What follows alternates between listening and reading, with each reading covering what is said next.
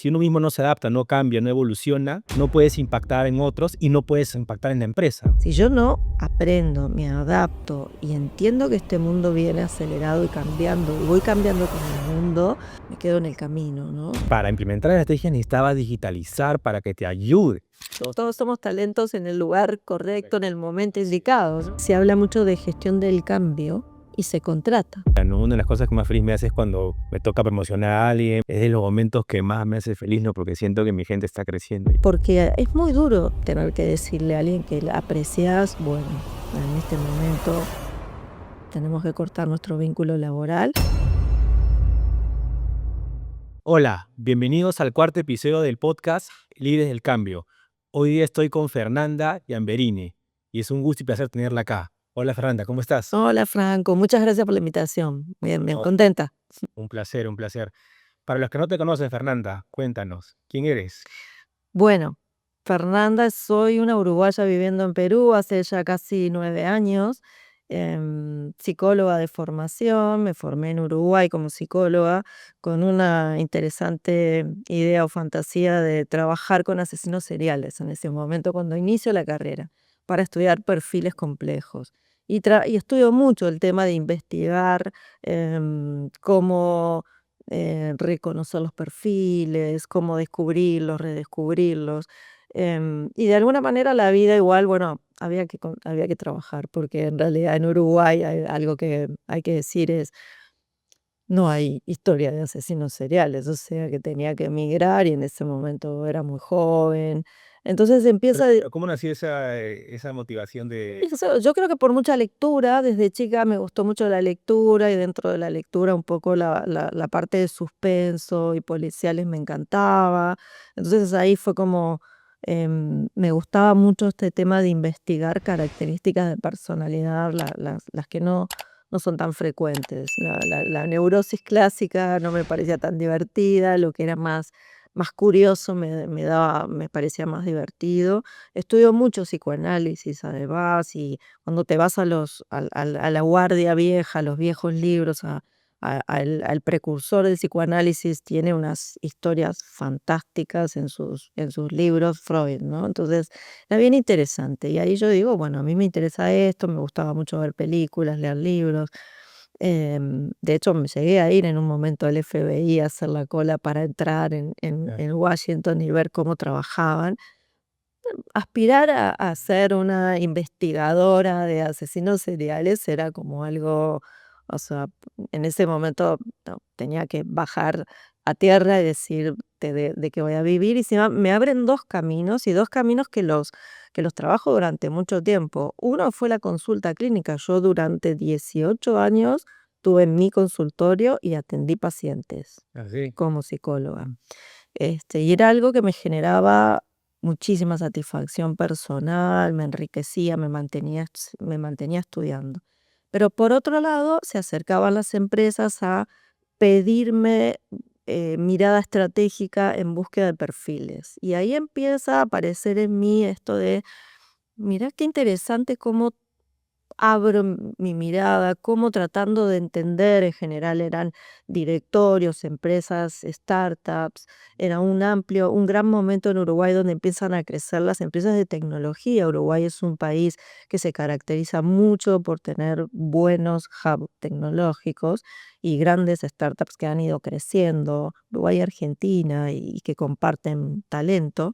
Este, y se empiezan a acercar estos jóvenes emprendedores a decirme, queremos crecer, no sabemos cómo, somos dos socios y nos peleamos todo el día, ¿qué hacemos? Y ahí empieza un camino en mí de empezar a diseñar estrategias de crecimiento para startups, de por dónde ir, qué tipo de perfiles conseguir para lograrlo. Y ahí inicia mi trayecto en recursos humanos. Empiezo a tener muchas empresas de tecnología que asesoro. Empiezo a participar como directora independiente en una fusión de 5 startups de tecnología. Fue un gran aprendizaje, una lucha de egos de esos dueños, todas empresas incipientes con una gran oportunidad de crecimiento y una de esas empresas con un claro objetivo de internacionalizarse. Y ahí sí ya me involucro mucho más en todo lo que fue la estrategia y la gestión de esa internacionalización desde un rol de recursos humanos.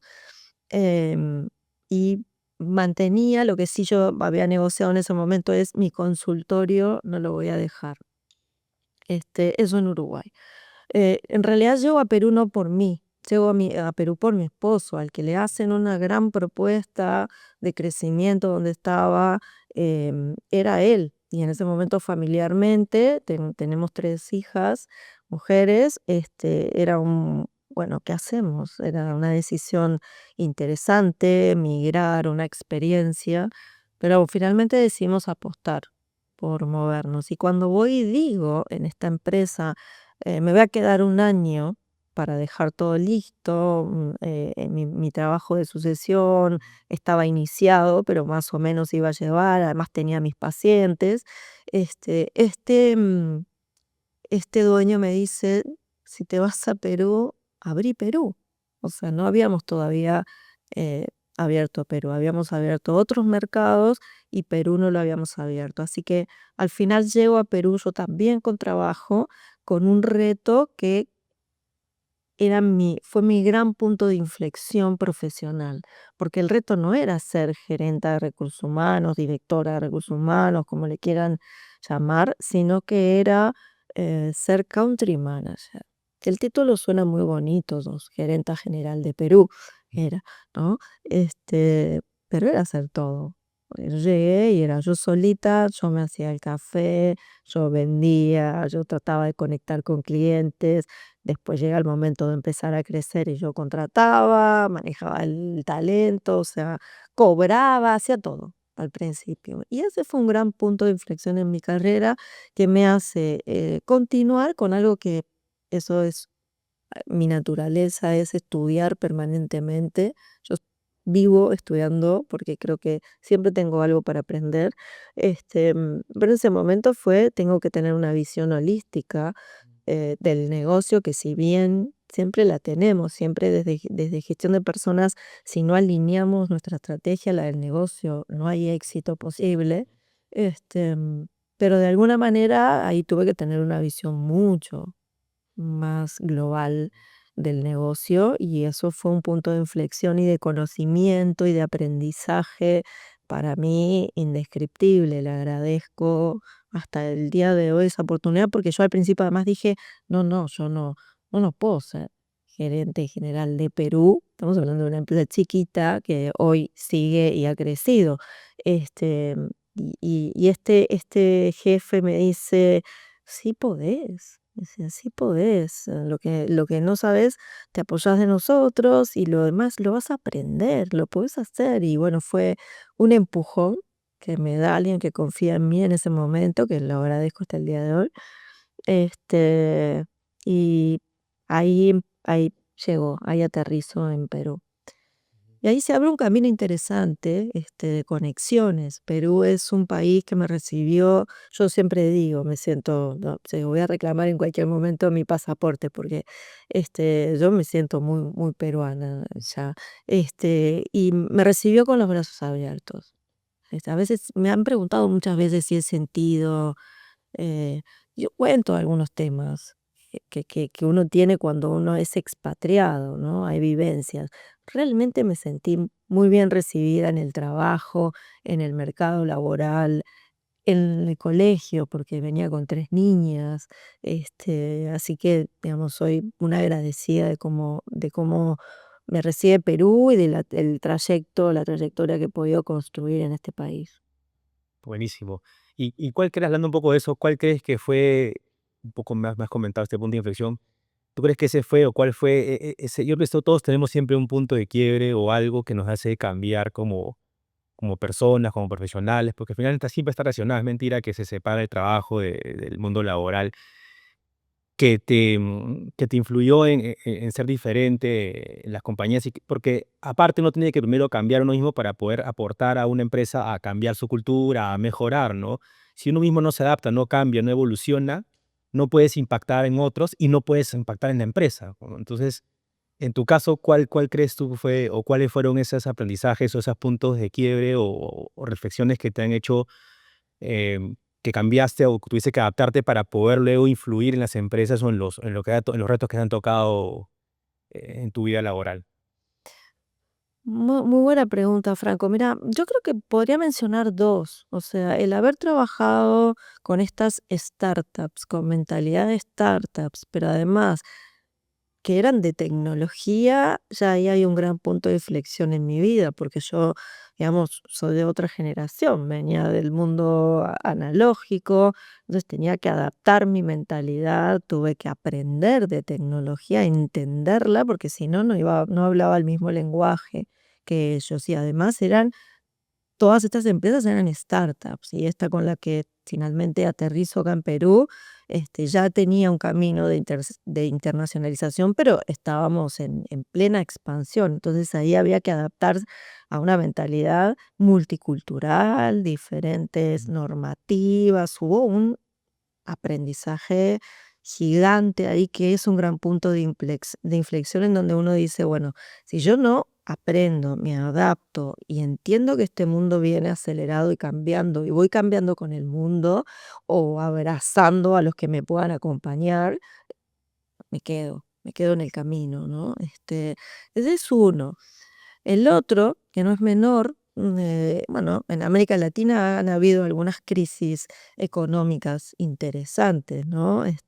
Y Uruguay, por más que es un país chiquitito, muy bien conocido por su estructura, historia democrática y estabilidad en términos generales, también ha tenido golpes colaterales de algunos países vecinos o de grandes crisis económicas. Y en una de las grandes crisis económicas, a mí en una empresa me toca el rol de hacer el downsizing, ¿no? Sí, es Y cuando te toca eso, tenés un punto de inflexión personal muy fuerte, porque te toca reducir, te toca despedirte de personas que de repente apreciás, querés mucho, ¿no? Hacer ese trabajo desde nuestro rol, cuando esas crisis vienen, cuando esos momentos aparecen, nos interpelan mucho como seres humanos y como personas. Y ahí, para mí hubo un gran punto de inflexión de hacer este trabajo de downsizing con mucha humanidad, ¿no? Con mucha empatía. complicado, ¿no? Porque justo es Es la parte la más parte dura. complicada desde el rol, ¿no? Sí.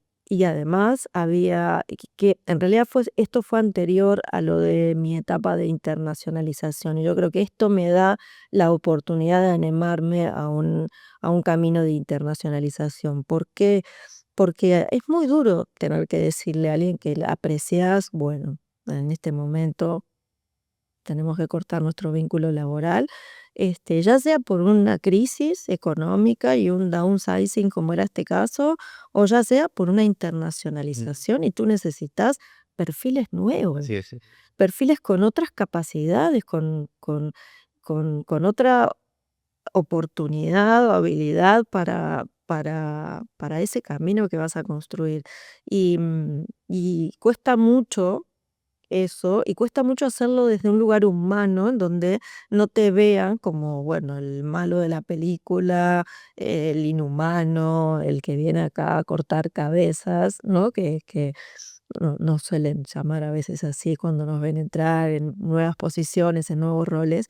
Y realmente que te importan las personas, hacer algo por esas personas, mantener vínculos, generar conexiones, ayudarlos con el networking, ayudar a esas personas a recolocarse, ser generoso en ese momento, ¿no? De alguna manera o de otra. Ese fue un gran punto para mí. Igual creo que es complicado porque en el caso 2 que hice, cuando no es solamente por un tema económico, sino porque vas a otros perfiles, chocas con el ego también de las personas, ¿no? Porque Definitivamente. cómo le explicas que no está, que esa persona no voy a traer a otra o algo porque, que tiene que ver con capacidades, procuración, yo lo puedo hacer, y ahí es una parte más subjetiva, y es complejo que en ese caso en particular la gente se vaya tranquila, ¿no? Sí. Es bien difícil. Es muy difícil, pero yo tengo un montón de anécdotas para contar de personas que me ha tocado cesar y que me ha tocado recontratar en otro contexto o en otra organización. Correcto, porque también hay roles para Porque diferentes porque contextos. todo es, Son yo creo que perfiles es exacto, para todos somos todos. talentos, exacto, Todos. todos somos talentos en el lugar correcto, en el momento Así es. indicado, ¿no? Entonces, Bueno, a mí me ha tocado y tengo grandes historias de mantener vínculos, bueno, como con este jefe que te cuento que dijo: "Sí podés", yo mantengo vínculo hasta el día de hoy. justo en la mañana me tocó una reunión con parte del equipo que lidero ahora y que decía, ¿no? Una de las cosas que más feliz me hace es cuando me toca promocionar a alguien, me toca ascender y subirle el suelo. Es de los momentos que más me hace feliz, ¿no? Porque siento que mi gente está creciendo y creo que eso es parte, ¿no? O sea, las personas, finalmente lo que buscamos es ser felices y parte de eso es aportar, ayudar a las personas y verlas crecer, uno le genera satisfacción, ¿no? Sí, claro.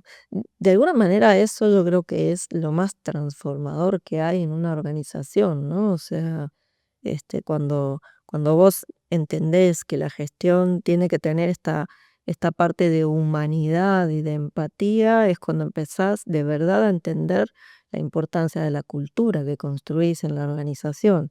Y ahí es donde haces un camino interesante en donde de verdad podés transformar, ¿no? O sea, yo siempre digo, a mí me invitan mucho a hablar de transformación por mi experiencia anterior, mi rol anterior, que fue un gran relato de éxito, un gran caso de éxito de transformación este, digital, pero en realidad yo decía, no, no, en realidad fue Eso cultural. gana, claro. En realidad fue Digital una es de medio. transformación cultural.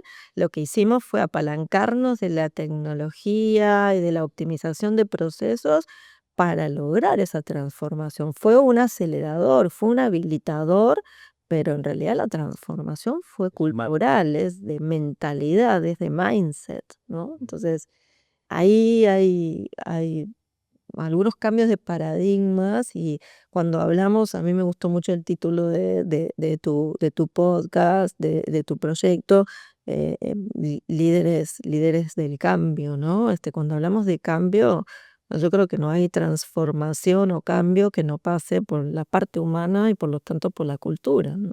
Sí, sí, no, totalmente. Justo la semana antepasada también una empresa de software me invitó a hablar y justo eso, que el foro tenía que ver con que el cambio es humano, ¿no? Y o sea, porque se habla mucho de transformación digital, ¿no? O sea, tú tienes el cambio en estrategia de justo por ahí fue, ¿no? Les hablé de estrategia de cambio cultural, un caso de éxito que tuve en una compañía, y cómo ese cambio cultural necesitaba una esta estrategia, y para implementar la estrategia necesitaba digitalizar para que te ayude a lograr esos objetivos, Exacto, ¿no? exacto, Ujú. exacto. Y hablando un poco de estrategias, ¿cuáles han sido o cuáles son, crees tú, las estrategias que has usado, que te han funcionado más en todos estos retos que has tenido para generar cambios? Bueno, en primer lugar, abrazarlo, el cambio, ¿no? Es decir, lo primero con lo que te vas a encontrar es resistencia, o sea, Ujú. al cambio. Así. Y yo tengo ya varias historias y varios casos. Entonces, a esta altura, bueno, es como normalizo la resistencia. Si no está, me tendría que preocupar, de hecho. Mm, O sea, la espero, ¿no? Y cuando la resistencia la empiezo a ver con muchísima claridad, digo, bueno, vengo por buen camino. mm, Voy preparando mucho a mi equipo para eso, que en general es un equipo nuevo, yo nunca entro a un lugar y lo cambio, o sea, bueno, este es el equipo, empiezo a decirle, bueno, a partir de ahora, hay como algunas reglas, algunos check que nos van a pasar, ¿no? Y tenemos que estar preparados. El primero es la resistencia, ¿no? Y lo tenemos que normalizar y tenemos que abrazar, trabajar con eso. Y em, el segundo punto que utilizo es, tenemos que lograr quick wins. O sea, nosotros tenemos que mostrarles que haciendo pequeñas cosas, este, mm, generamos confianza, ¿no? Y ahí me apalanco mucho, ahí es donde aparece mi gran punto de inflexión, ahí me apalanco mucho de tecnología y de data. Entonces, para abrazar un cambio, yo, si no tengo los datos, no gestiono, ¿no? O Sí, sí, sea, sí. quedo así quietita esperando los datos. Entonces, cuando tengo los datos, los analizo, y ahí empieza el camino. Con estos datos, este es el primer plan de acción. Y le empezás a mostrar a ese colectivo de resistencia resultados. Cuando vos empezás a mostrar el primer resultado, empezás a dar el primer paso de confianza. Y cuando empieza a construirse confianza, ahí ya es un camino sin retorno. Esa es la base de toda relación, ¿no? Sí. Pero bueno, eso tiene como un tramo inicial que hay que poder atravesarlo, el tramo de la resistencia. Y te diría que en mis últimas experiencias esto también, digamos, viene acrecentado o me ha servido mucho para aprender más, porque me ha tocado o empresas de dueños, o empresas familiares, y ahí hay un reto adicional, porque no solo te encontrás con la resistencia de los colaboradores, de la organización, del staff, La dueña. sino que te encontrás con la resistencia de tus propios jefes, cuando venís y decís, bueno, pero ¿por qué no hacemos esto? Y te dicen, no, no, esto siempre lo hicimos así, ¿no? Lo que pasa es que hay una parte consciente e inconsciente, ¿no? Porque racionalmente, si contratan a personas, como en este caso a ti, para poder generar cambios y todo, es porque racionalmente creen que tienen que cambiar Sí, y desean eso, tienen esa visión. Pero los hábitos son más programados, inconscientes. Entonces, a la hora de la hora, ni siquiera se dan cuenta, no quieren cambiarlo o te dicen no, todo porque no son conscientes de eso, ¿no? Porque es un proceso de cambio, ¿no? sí. Realmente estamos llenos de hábitos y creencias y eso, modificar eso es lo complejo. Sí, y acá en Perú, y esto yo siempre lo digo con mucho respeto, es bien difícil.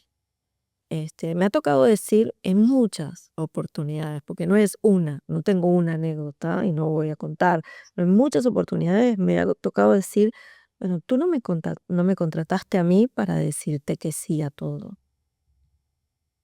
Ujú. Tú me contrataste a mí con un rol, con una valoración de ese rol, ah, este, con un descriptivo de un puesto, y mi deber en el rol en el que estoy es decirte que esto no se hace así, esto no debería hacerse así, que hay otros caminos posibles para lograr esto, ¿no? Y, o sea, no tengo que poder decírtelo, ¿no? Y me ha tocado decirlo.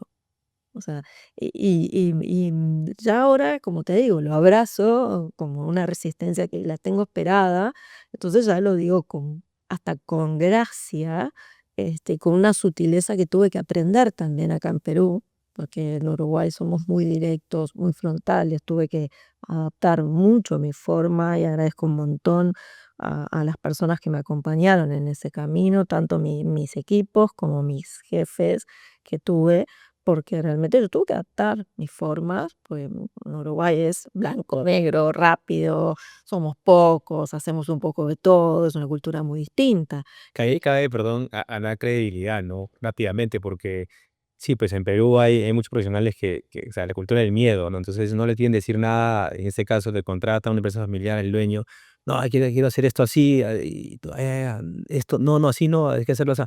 Ya, ok, ok. Entonces, Bueno, pasa, ¿no? Entonces, claro, la idea es eso, plantarse, es decir las cosas claras, pero hay mucha gente culturalmente que, oye, no, si acá eso no es político, ¿no? bueno, Eh, me eh, llegaron, he tenido eh, instancias donde para me mí. han llegado a decir, tenés que ser más políticamente correcta, este, y yo lo acepto como algo que tengo que mejorar o que tengo que cambiar, pero no voy a dejar de decir cuando entiendo que va el camino, este, puede ser otro, ¿no?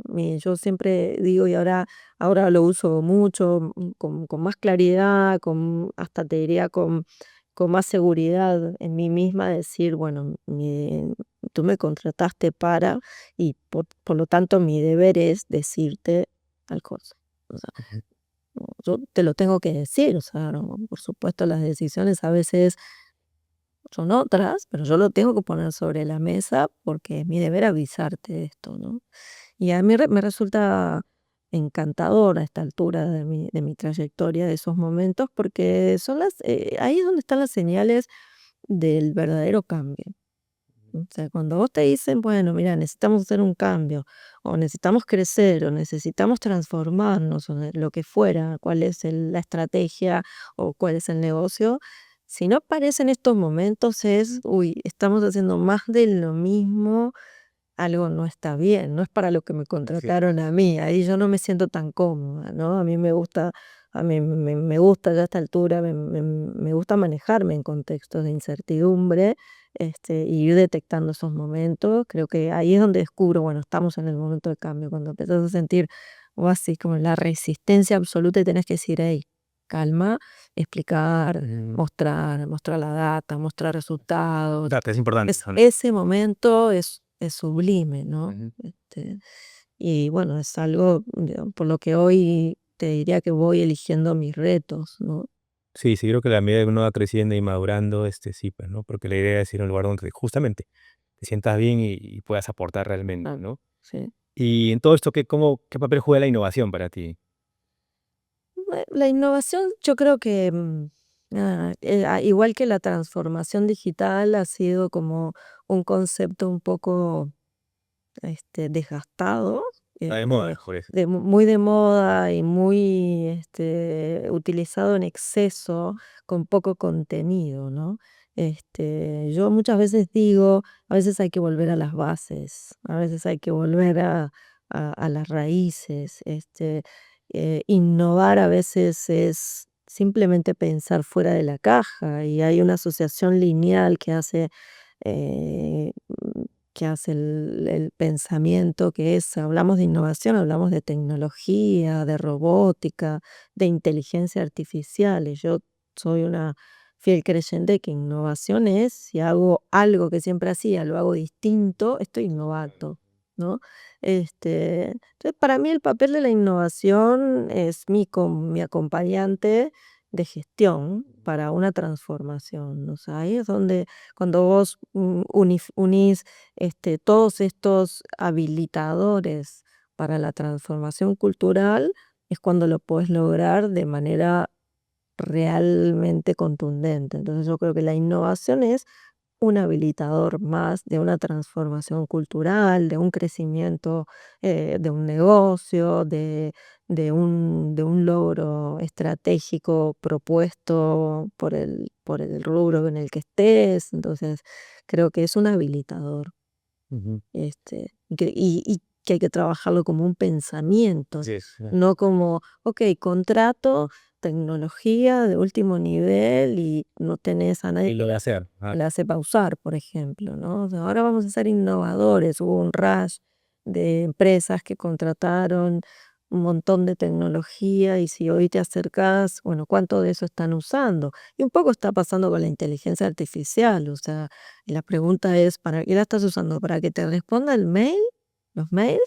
Que bueno, te felicito, pero porque te van a salir mejores, más prolijos, y en la medida que te conozca, cada vez mejor y vas a ahorrarte un tiempo, sí, eh, pero para eso no es la inteligencia artificial, Claro. está para mucho más, ¿no? Hay empresas que quieren forzar, ¿no? El tema de ser innovadores y todo, pero en realidad, más que ser una directiva, es que haya gente con ese mindset y ese perfil, ¿no? Para ir contagiando al resto, ¿no? Sí, bueno, eso en realidad, me parece súper interesante tu concepto porque, se habla mucho de gestión del cambio y se contrata, ¿no? Contrato una empresa para que me ayude a gestionar el cambio. Cuando quiero introducir una nueva tecnología, un nuevo proceso, algo. Y yo lo que digo mucho a mi equipo es, nosotros tenemos que contratar personas que como habilidad, como skill, tengan en el pensamiento gestión del cambio, que tengan el mindset de Ujú, gestión del cambio. No es algo que viene de afuera. ujú. Es como la cultura, es Sí. como cualquier cambio que uno quiera hacer, viene de adentro, Ujú, ¿no? Entonces, busquemos perfiles que tengan en su mentalidad, no solo esta hambre por lo digital, por la tecnología, por la curiosidad de aprender lo último que hay, que esto llegó para quedarse, cada vez se acelera más rápido, sino el mindset de gestión del cambio. Así es, ¿no? Se habla mucho de contratar gente, ¿no? De técnicamente una especialidad, una carrera, pero igual, o sea, es lo mismo, ¿no? Hay que buscar para cada rol un tipo de habilidades, un tipo de pensamiento. Claro, pueden decir, ya, pero eso se puede aprender. Sí, igual que se puede aprender la carrera que estudiaste, o sea, pero tienes predisposición a una serie de talentos y habilidades, todo lo puedes aprender, sí, pero la idea es, así como hay gente que estudió algo, también hay gente que ya tiene más ese mindset que te va a llevar a lo que tú esperas, ¿no? Y elegir, como dices, la persona correcta en el rol correcto. Exacto. Y hablando de perfiles y de persona correcta en el rol correcto, ¿qué habilidades, qué competencias crees que debe tener una persona que va a liderar cambios para ti? Bueno, ya te mencioné dos, ¿no? El mindset digital y el mindset de gestión de cambio tienen que tenerlo como premisa porque hoy en día ya no hay un camino que puedas construir por ahí. Yo le agregaría pensamiento caleidoscópico, que es este pensamiento holístico, en nuestra, bueno, mi generación, nosotros utilizamos más denominarlo pensamiento crítico. Ujú. Esta capacidad de poder ver un tema, o una oportunidad, un problema, desde diferentes ópticas y poder incorporarlas en tu pensamiento cada vez se hace más fundamental. Y la otra habilidad que yo estoy buscando mucho es la capacidad de adaptarse y de anticiparse, no de reaccionar después. Importante. O sea, yo de verdad me está costando, estoy recién en los inicios, impregnar esto en las búsquedas todavía. Em, es un rubro bastante tradicional en cuanto a las búsquedas en el que estoy ahora, pero yo de verdad estoy tratando de, en cada conversación que tengo, decir esto, o sea, busquemos este cliché de actitud, pero busquemos eso, porque esa persona puede aprender, tiene la capacidad de aprender, tiene la curiosidad, si tiene este pensamiento caleidoscópico, si tiene esta capacidad de ver más allá del todo, fuera de la caja, y si tiene estas habilidades de adaptarse a la tecnología o de anticiparse a lo que viene, ese es el perfil que necesitamos. Y todavía me topo con, no, pero nosotros necesitamos, que está bien, que también necesitamos las habilidades hard para el negocio. O sea, Ujú. yo en este momento, por ejemplo, busco chef, ¿no? Claro. Tienen que saber Puede tener las tres hacer. competencias, pero si no sabe cocinar bien, Exacto, tienen ni que fácil saber acertar. de lo específico. Yo lo entiendo, pero no esperes que de repente tenga 10 años de experiencia, capaz que tiene menos, pero tiene todo para hacerlo, ¿no? O sea, es mirar distinto el talento. El talento ya no debe mirarse por las llamadas o mal llamadas a hard habilidades duras, deberíamos de mirar de manera holística el talento. Es realmente un tema de actitud hoy en día, ¿no? Sí, no, el pensamiento crítico para mí también es vital, ¿no? El podcast pasado también que tuvimos Francisco Bach, hablaba mucho de eso, ¿no? Que muy importante porque inclusive eso es lo que te va a hacer tomar decisiones, ¿no? O sea que siempre tenemos para tomar decisiones una serie de escenarios, una serie de rutas y esas son las que te van a ir dando la pauta de los resultados, de los logros que vas teniendo, ¿no? Inclusive para tareas bien simples, ¿no? Cuando tienes un Sí, equipo grande, o sea, las microdecisiones que toma tu equipo, inclusive si mando un correo o si en verdad lo llamo de frente o si me reúno presencial, o sea, esas decisiones son de criterio, ¿no? Y esas microdecisiones de los equipos, de la empresa, es las que te dan los resultados globales. sí, ¿No? Y eso lo decide, no puedes dirigir eso, y no, es la persona la que tiene que tener esa capacidad. sí. Cuando vos te topás, es que en el camino te vas topando con gente muy talentosa, pero que ese tipo de pensamiento lo tienen dormido, ¿no? O sea, o que no lo han trabajado, no lo han desarrollado, que dependen del go del otro, del okey, de la autorización, y yo siempre también digo algunas premisas, yo prefiero pedir perdón. Claro. Yo prefiero pedir perdón y quiero gente que prefiera pedir perdón y yo les digo: tranquilos, o sea, ¿cuál es el peor escenario? Pedimos perdón, nos equivocamos, pero aprendemos, para la próxima nos va a salir mejor, pero hagámoslo rápido, porque la agilidad también empieza a ser un plano necesario en estas búsquedas, o sea, perfiles que se queden quietos No hay esperándote a tiempo, ti, que te digan, ok, sí, avanzá, no tenemos no hay tiempo. tiempo, El mundo actual no es... hay tiempo, o sea, yo digo, no me mandes, o sea, no me mandes. Después, si yo te digo esto estuvo mal, tampoco te enojes. Aprendemos y el siguiente sale mejor, ¿no? O sea, tendríamos que haberlo puesto los subtítulos en inglés. Nosotros estamos en un momento de expansión. Entonces tenemos que estar pensando en todos los países en donde estamos impactando cada cosa que decimos. Entonces tendrían que estar los subtítulos en inglés, o tendríamos que nivelar qué hacemos en español, qué en inglés, qué sé yo, ¿no? Tendríamos que hacerlo en árabe también, pero no tenemos a nadie que sepan. Pero bueno, por suerte nuestros socios en Arabia saben inglés, manejan inglés. Nos comunicamos en inglés. Pero no me esperes para que yo te diga eso. O Sí. sea, tendrías que poder tener esta mentalidad. No nos olvidemos que no estamos trabajando solo para Perú en este momento, estamos trabajando para el mundo. Entonces, no podemos celebrar solo el día tal que se celebra en Perú, por poner un ejemplo. No podemos pensar solo en los beneficios que se dan acá. Tenemos que poder tener una mentalidad globalizada. Pero esto, independientemente de que el negocio realmente lo sea, tenés que poder tener este pensamiento caleidoscópico que además te hace trabajar mucho la empatía. Porque cuando vos pensás en estos diferentes escenarios es porque estás entendiendo al otro, Así es. a con tus otros pares, colegas o reportes o jefes con los que tenés que trabajar. Ujú.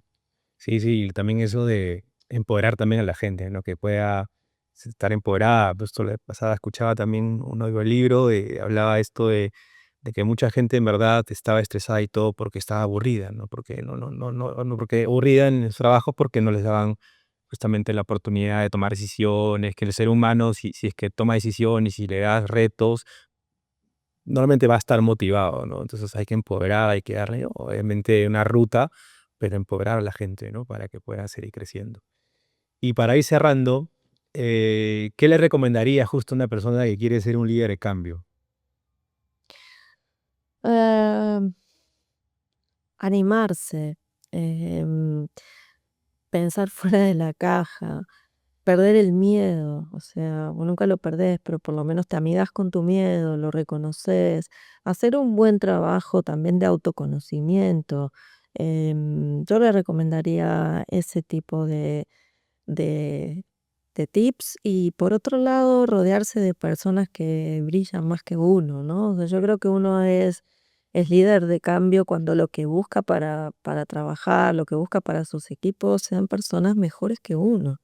No, yo no le tengo miedo a eso. A mí me gusta mucho tener personas mejores que yo, que sepan más, que brillen, porque esas son las que me van a ayudar a impulsar el cambio. Esas son las que me hacen brillar a mí, en definitiva, ¿no? Entonces, y el cambio se trata de eso, ¿no? De rodearte, de, de animarte a fracasar, a caer, a volver a empezar, a aprender. Esa es mi recomendación, es arriesgarte. Buenísimo. Y para finalizar lo que estamos haciendo en todos los episodios, los invitados, es, ¿qué quisieras tú preguntarle a nuestro siguiente invitado o invitada? Bueno, es una buena pregunta, pero ¿cómo hace para identificar los líderes del futuro para ese cambio, ¿no? En una organización, porque es un reto interesante, como hablábamos, ¿no? Que cuando te pasa que estás ante algún desafío importante y tenés un set de líderes, porque a veces se han terminado siendo líderes Ujú. por carrera, por tiempo, por organizaciones que se van armando de manera orgánica, y cómo identificarlos si están preparados para liderar el cambio. Sí, ¿Cómo los identificas? buenísima pregunta. Bueno, Fernanda, en realidad ha fluido la conversación, creo que ya han pasado como 40 minutos y no nos hemos dado cuenta y podríamos conversar creo que horas Sí, la verdad que sí. tema. Pero nada, ha sido un placer y un gusto haber estado contigo hoy día en este episodio. Muchas gracias por la invitación, también un placer conversar contigo siempre. Felicitaciones por el nuevo reto que no te lo había hecho en público, así que gracias por la invitación. Gracias a ti.